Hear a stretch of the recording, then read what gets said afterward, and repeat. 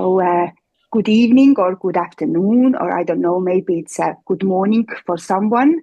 I'm very happy to greet you here today. I'm Kati Orav, and I'm having my book launch, which I actually first wrote in Estonian language, and now it's also out in English. And I'm very glad to see uh, friends here and familiar faces and visual facilitation practitioners from all over the world.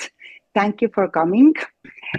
And I'm very happy to do this today with a friend and colleague of mine from US, Philip Bakelar, who's helping me in this, because it's always good if someone has some curious questions that I could, speak probably hours and hours about my book here alone.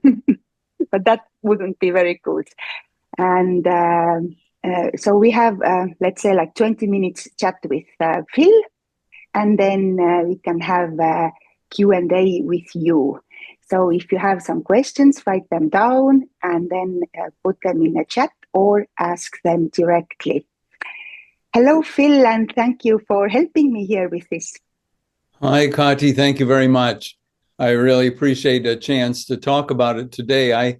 Kati and I both work with the IFEP Institute on the board there, and I am along with Susan Kelly is here too, who is on the IFEP Institute board, and so it's good for us to be together. I see so many good friends as well, so thank you. So, Kati, as we think about the book, I've mentioned to you that I'm going to use it at the Montclair State University with a class of undergraduates this coming spring. And I first ran into your name when I was looking for resources for my teaching, and I found the Visual Facilitation Cookbook, which was an Erasmus project in the European Union. And I saw that you had participated in that. That was some years ago. And I wondered if that was kind of a moment that sparked you into thinking about writing your book. Thank you for this very good question. Actually, before this book, I made another book that was my first book. And I always thought that everyone is dreaming about writing a book.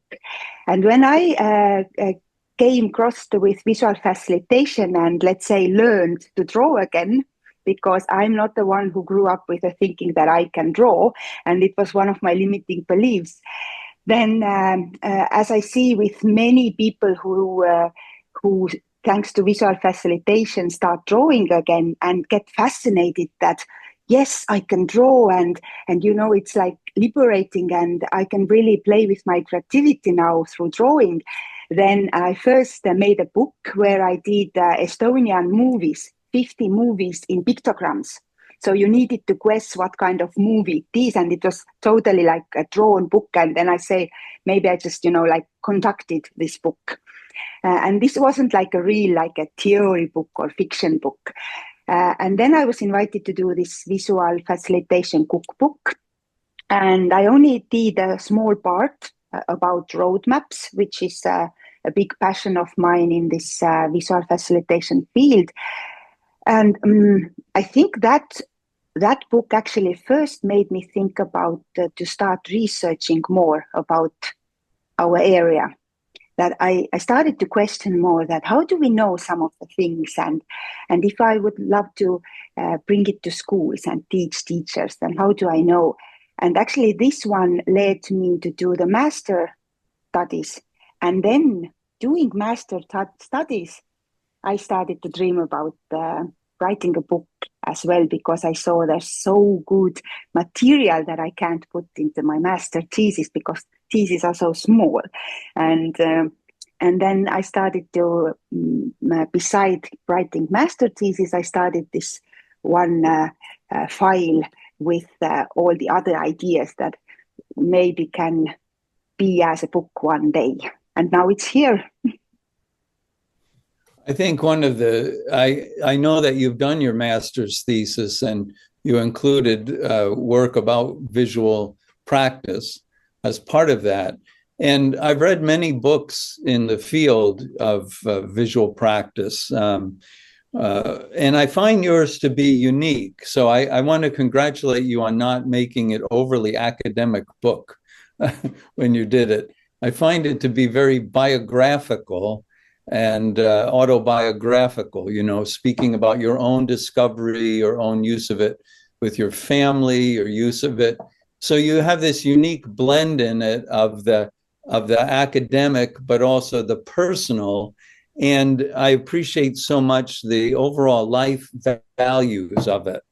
I think some of the books that I read are so much in the business frame, like, well, here's how to use this to make a living, or here's how to use this to earn your or living as a business consultant. And many of the books are that way.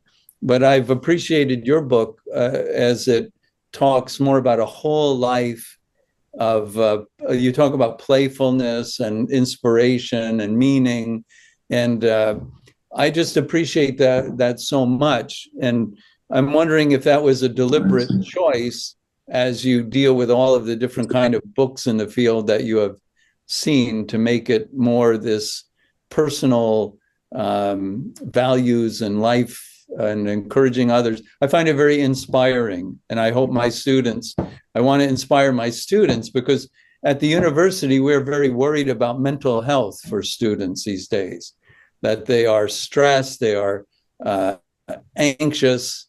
And I think your book has a lot to offer to them, not only in visual practice, but about life values. So was that deliberate for you? When I started to think about my book and how could I conduct it together and what could be the extra value, because I also have read most of the books in our field that is out there. So I have over 50 books maybe at home. And I thought, what could be this different angle? And in the same time, I knew that my first readers are Estonians, and I also need to write it in this way that if Estonians don't know about it so much, then how they could do it, how they could use it as like a basic learning into this visual facilitation, like an introduction, but in the same time to use it for their own life, because one of my big missions is to teach visual facilitation to every person, to use it to make their life better. And we know that if we are mental health are in a better situation, if we can be more creative, if we are more let's say self-directed, we know how to learn, then our life is better. And then I started to put it together this way that what is visual facilitation? So it contains drawing and imagination. So I should talk about these two things because I'm very fascinated about imagination and drawing generally. And then what the things together is doing, like taking visual facilitation. And then if we start using visual facilitation, it brings us playfulness and courage in us. So I also played with this playfulness and courage. What are these things? And then I started to, that one test reader in Estonia said so well that if she's reading it, she feels like I'm spinning this ball of yarn. Is it this what you made your wooden socks with, the yarn? But every team I take, I tie it with visual facilitation. And this is what I'm actually doing generally when I read some books. It can be even fiction. And then there is something written, let's say that the detective didn't have imagination. And then I get into this, like, okay, what can it be? The detective, like in life generally, you need to have imagination. And then I start in my book to play that if we use visual facilitation and what are the areas where we can use it. And then I speak about these areas a little bit, and then how specifically visual facilitation helps you to be now better in this 5 areas. There are self-direction, then creativity, mental health, cooperation and leading, and finally there is also teaching and learning.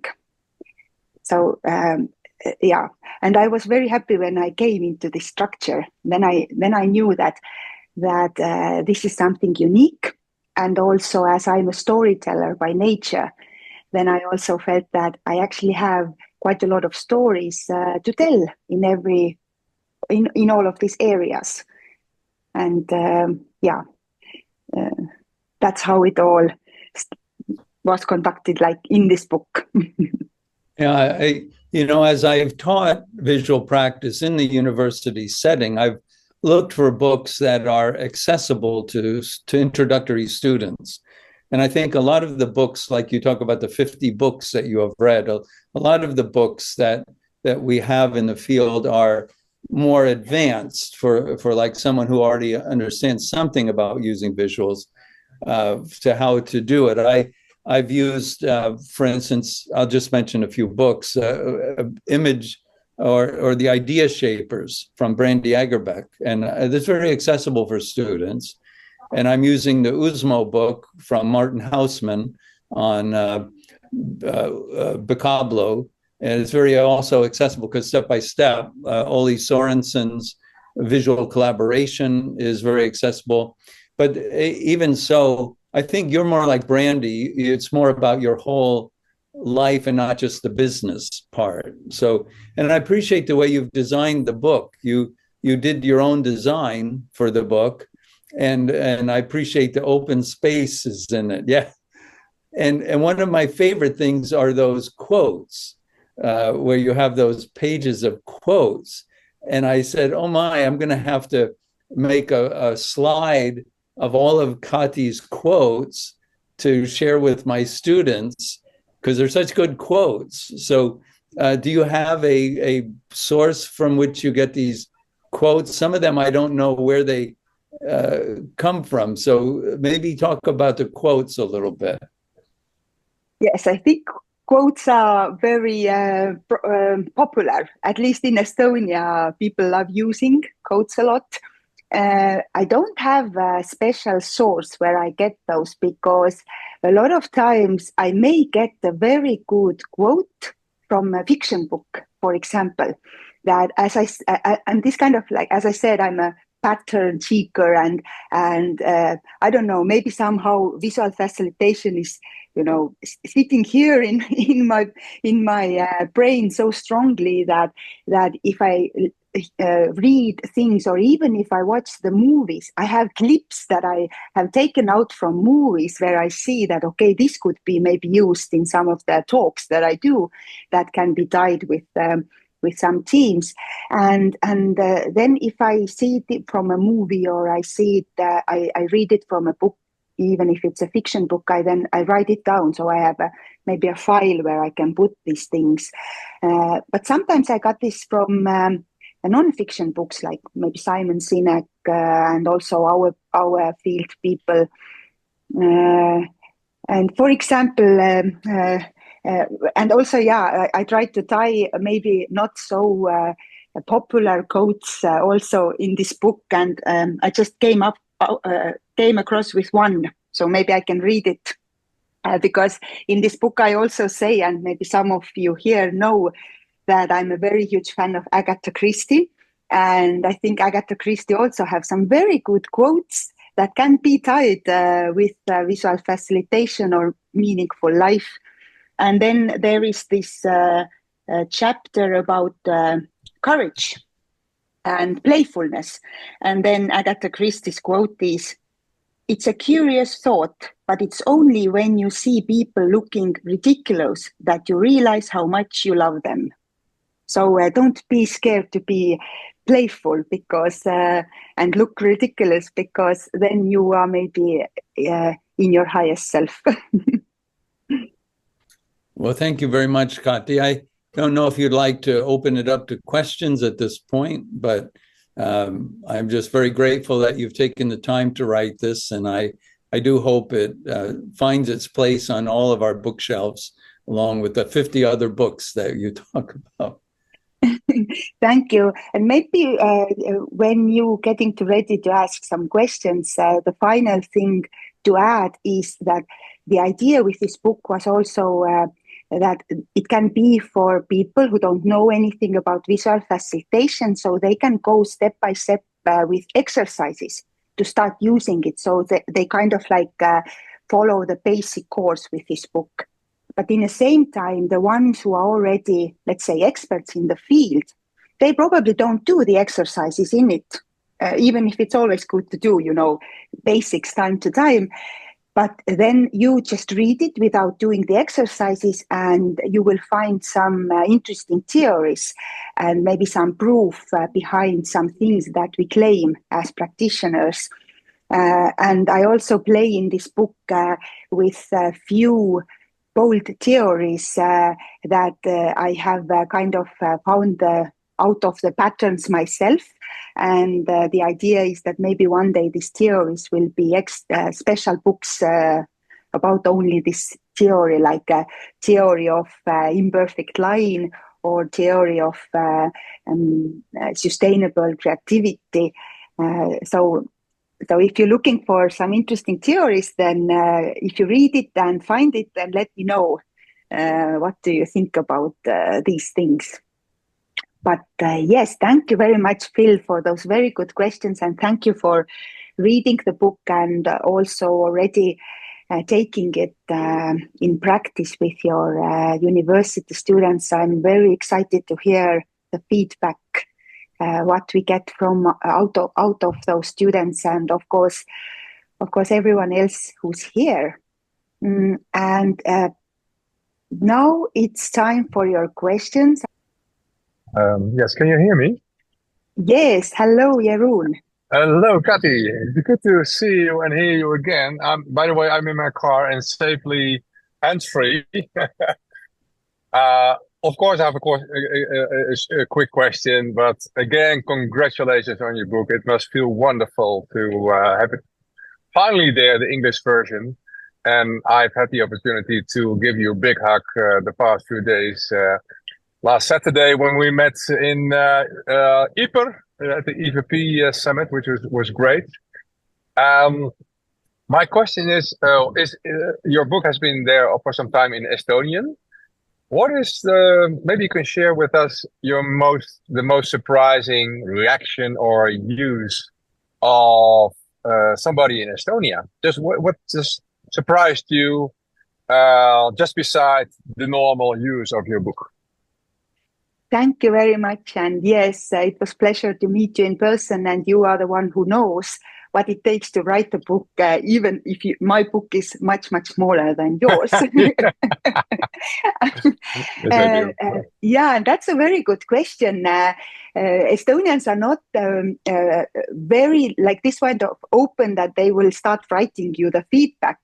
But what's been very interesting that time to time in Instagram or in LinkedIn, someone tags me that I don't know the person, and they write that they found just by coincidence a book from a store and started to read it, and they are like totally into the visual facilitation now, and they were so surprised that this kind of world is out there, and also they congratulate me for the design. They say like it's one of the best designs they have had to read non-fiction book, and I think that also what I take as a compliment that they send me, that it's so easy to read it, because that was also one of my goals, actually, to do the book that is easy to read, that you just want to go through it. And maybe last thing that they also say that wherever you open the book and read, you get something, and then you open from the. I'm not saying it's like a Bible, because I know people say that you can open Bible from anywhere and then it's a good thing.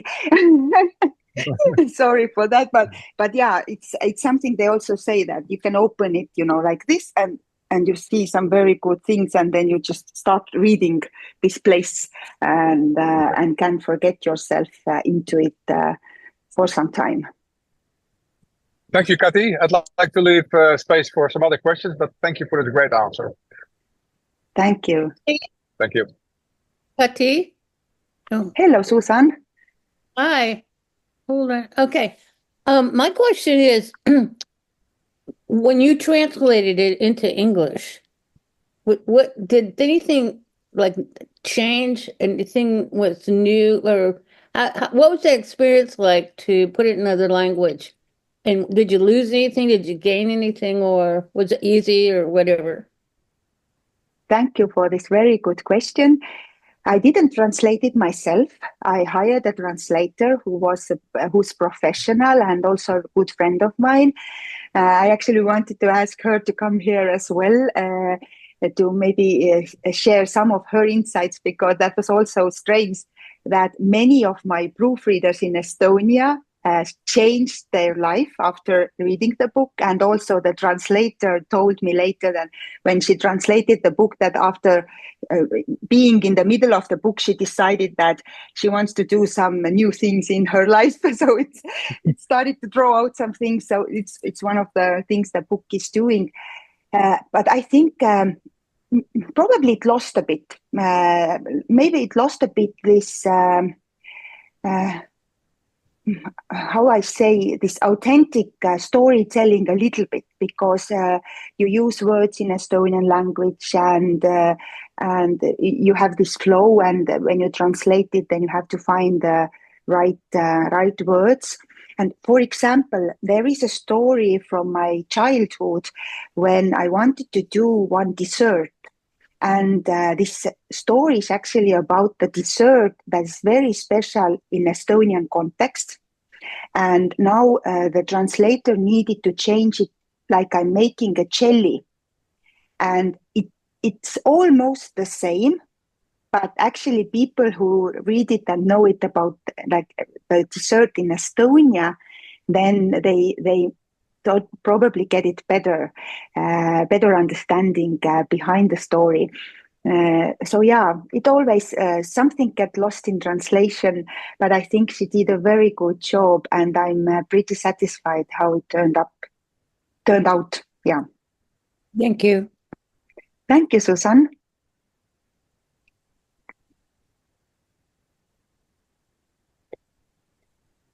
So if there's some other questions.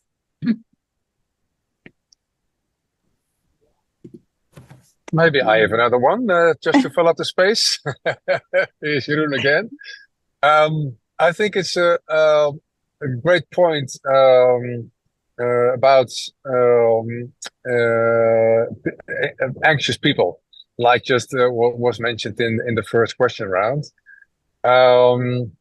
What would you say to people, for example, students who feel just anxious and too anxious maybe already to open this book?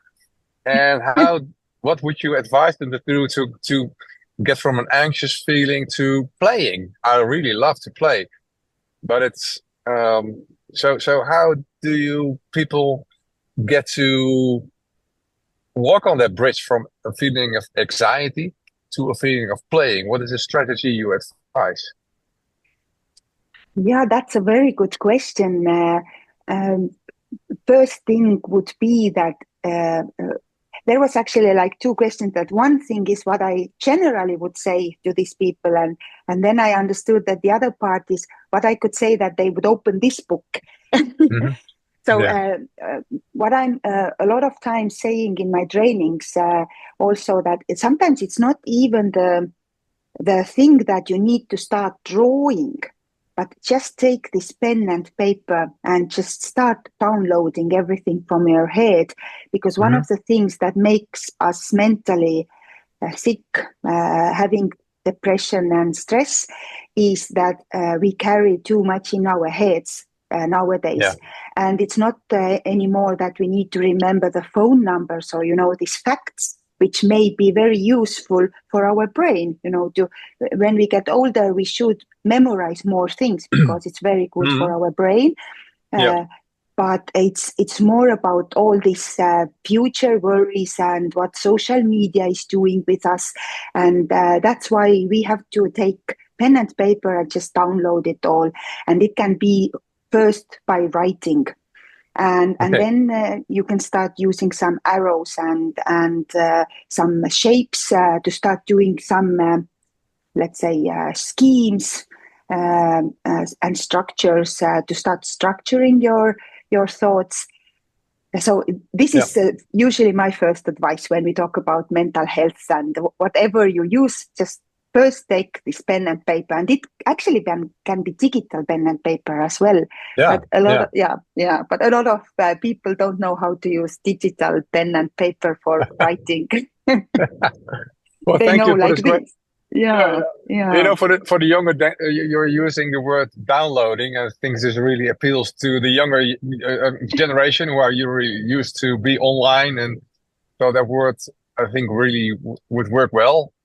And also, it's kind of a self-graphic recording, right? Because if we graphically record, we listen to what is said in the group. But now you make a graphic recording of what is being said in your own mind. Yeah, so exactly. that can be very curating, I guess. If is that the right word, native speaker? If you understand me well. Yes, I think that's a very good thought. Thank you, Jeroen. And we have Amit having a question, or maybe some just insight. Yeah, it doesn't have to be a question. I do have a question, and it's really good to see you, Kati. I got your book. It came, so I'm very excited. For me, I'm curious to hear. So I'm newer to the formal world of visual practice, and it's great to see Dr. B and many others. First time at the IFEP conference where I met you. And one of the things I'm noticing that I struggle for myself is, as I've been leaning more into visual practice for my similar, like the response of like just downloading my own thoughts or processing through, but I've also been using it client facing too, either doing some graphic facilitation or even some graphic recording.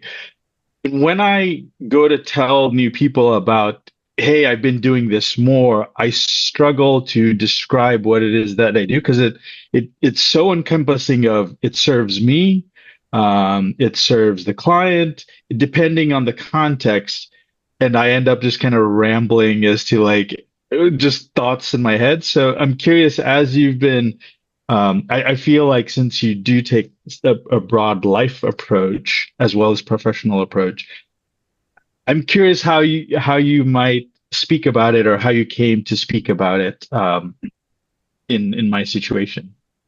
Yeah, thank you for the question. And I think that's a nightmare to have the question like, what is your 3-minute lift talk or pitch about visual facilitation, or what do you do? So I think everyone here know and how to explain it other people who don't know about it. So when I introduce myself or say what I'm doing, then I say that I teach people to draw, but not in an artistic way, but drawing as a thinking tool. To use it to download your thoughts, to make schemes, to create patterns, and also to make like roadmaps out of it. And at some point, I also started to use this phrase, imperfect line, that if you use, like I teach people, I give courage and knowledge how to use imperfect lines to just draw for thinking and see your thoughts and make those thoughts visible to others as well. But it was maybe again like this sloppy one, so it's hard to say. Everyone's have their own ways probably, and the more you practice it, the more you start finding your own way in it. What is the specific thing that you do? I appreciate that, because two things really stood out for me there. Was one is anchoring on the way you describe it as a means of thinking. It's a means of thinking, And then the second piece I felt was around like, oh, it's a means of taking action, the imperfect line, because I know for that's what I benefit from many times is I get stuck in analysis paralysis, and then something about doing the visuals creates a spaciousness and energy, and so yeah, that's helpful to hear, and thank you, and I'm really looking forward to diving in more and connecting more. Thank you so much. Thank you for the great question. Can I pick up on what Amit was saying there? Nice to see you again, Amit, by the way. And Kati, I've likewise got your book here. It's not quite showing on the screen, but I have it here. There it is. Yes, we can see My birthday is it. later this week, and I got asked it as a birthday present, so I'm not allowed to read it quite yet because it's got to get wrapped up for me, but I'm excited to read it. And I was really grateful just skimming the kind of précis of your book online about the idea about the imperfect line that Amit just mentioned. And it's very interesting for me because I come to the whole world of visual practice more originally from kind of trained as an artist and an illustrator, and I was once an absolute kind of detail geek, and I'm becoming more and more interested in imperfect lines and things not looking realistic, and exactly that thinking tool, and kind of testament to what you talk about in your practice. I kind of used your idea of the imperfect line. Actually, Amit, this would be interesting, referring to what's her name? Sorry, I'm forgetting this. Brandy Ajibek's drawing quad as a really interesting place of starting, that drawing has kind of several different ways of coming at it. And I kind of used that as a standpoint, talked about your idea of imperfect line, borrowed something somebody else in this world had put out about kind of goals for 2025, what might they look like, and did them what seemed to me like the most simple presentation of getting a group of people to draw stuff. And I was just astounded by how kind of amazed they were by it. To me, it seemed really logical because I just think visually the whole time, but I was amazed how released a group of people like that were, and particularly how free they were because they could use an imperfect line. So I'm really excited to delve into your book and look much more deeply at what you've got to say for that. Yeah, thank you. Yeah, thank you. And now I also remember that you were, and I think Amit also was one of those in my workshop in IFEP conference where I opened up a bit this theory of imperfect line, which was tied with this D. Hock model of order and chaos.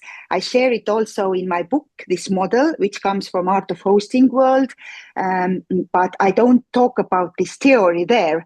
So people don't actually know about it yet, but I'm going to share it more and more, and this can be also one of the things that will change a bit this how we think about that imperfect line and perfect line and chaos and order in life. And you were, Ralph, actually the one who also helped me with this line. You said the imperfect line kind of gives you the permission to be wrong. And when you are in the room, in a meeting, for example, let's say business setup, and everything is perfect, there's perfect lines, there are PowerPoint full of like done things, and then you feel like, okay, maybe I don't want to say anything, maybe I say something wrong. And when it's like hand-on visual, where it can be drawn with iPad, of course, but if it's hand-drawn and there's an imperfect lines, then it kind of makes this setup that I can be more playful here.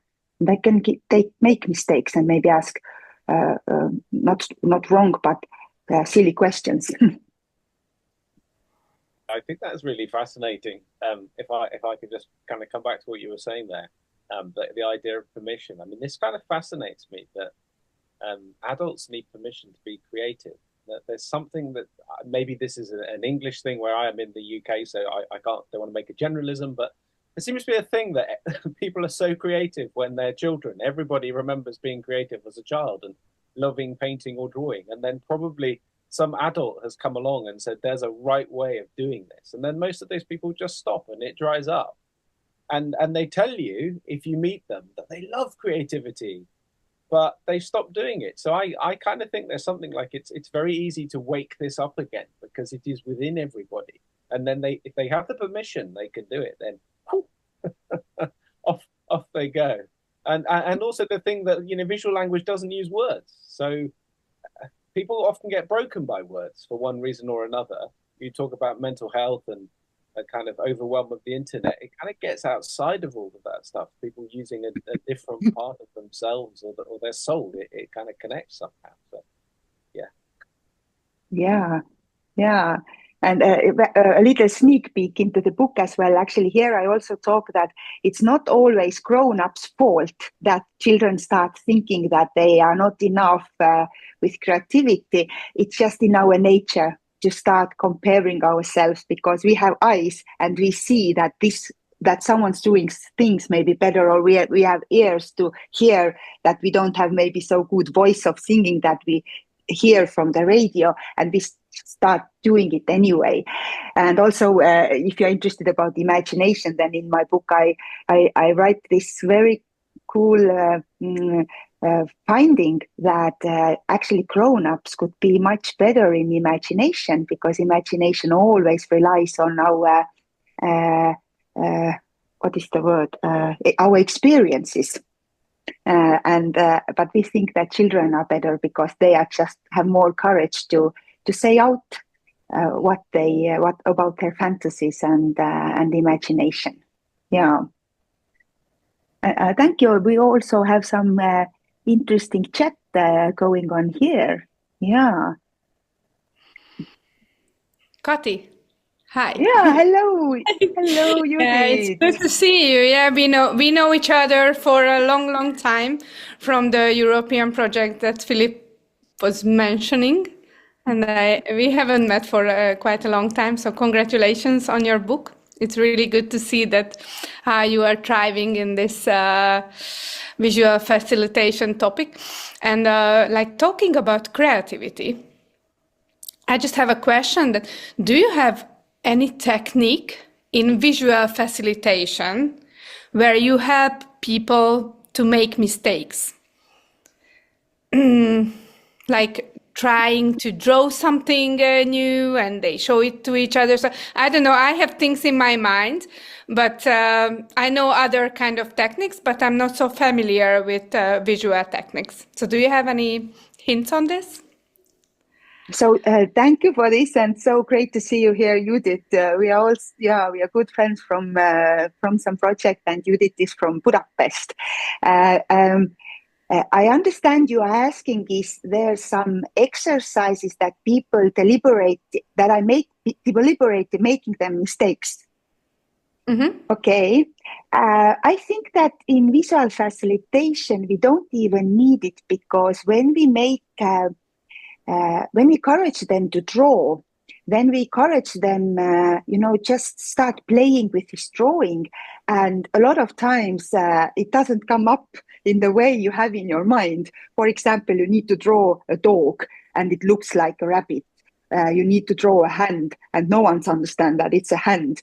And then they just, laugh about it. And then they say, yeah, I have to look up, and they start to understand that it can look like this. And then I can just write next to this rabbit that it's a dog. Mm-hmm. So I think this technique itself allows us to make mistakes and then play around those mistakes. Yeah. Great. Thank you. Thank you. We are now a bit over the time, but I think it's been a very great flow, and you've had a very great questions. And so you can all also go and check what we have in the chat here. And thank you for everyone coming. I'm going to put it also in YouTube. So at some point, if I'm sharing it and you see it, feel free to share it with others.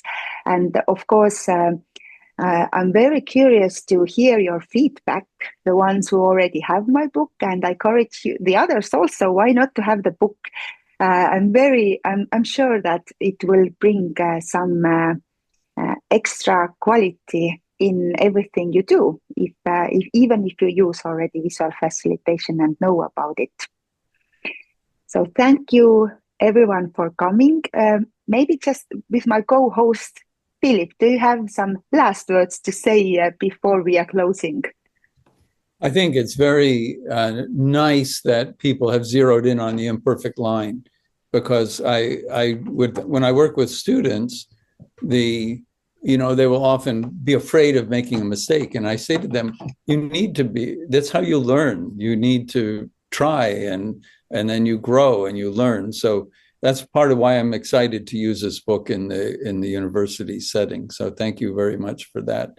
But no, I think you've made a great contribution to our field. It's a unique book and among the books that I've seen. And so I'm very pleased for that. So thank you, Kati, for offering it to us as a gift. Thank you, everyone. And I feel the support you did by showing up here. And I didn't know how many of you to expect. And it really, how I say, there's more people than I dared to expect. And it was great to see these familiar faces from some older times and recent ones. So thank you, everyone, and enjoy the book, and let's be in contact, and enjoy the rest of your day or evening, wherever you are, what time it is there.